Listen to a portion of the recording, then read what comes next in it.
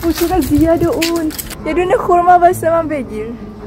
Hai semua, jom ikut saya pergi ke oasis yang terbesar di UAE yang berusia lebih daripada 3,000 tahun. Oasis ni antara tarikan utama di Bandar Al Ain. Masuk sahaja, tetamu disajikan dengan kopi Arab dan juga buah kurma.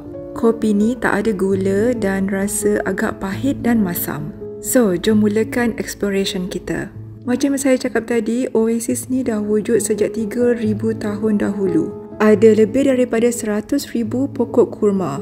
Dan yang paling menarik ialah sistem perparitan yang telah dibina sejak beribu tahun dahulu.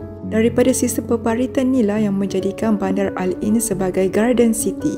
Dan banyak ladang kurma ada di Bandar Al Ain. Bagi saya, tempat ni sangat menarik sebab sebelum ni saya tahu oasis dari buku sejarah je. Dekat tengah-tengah padang pasir yang panas dan tandus, tiba-tiba ada satu tempat oasis yang pokok boleh tumbuh dengan subur. Oasis ni sangat besar dan kalau nak berjalan tak cukup 1 jam. Ada buah kurma yang belum dipetik, sangat lebat macam ni, geram saya tengok. Musim buah kurma adalah waktu musim panas dari bulan 6 hingga bulan 10.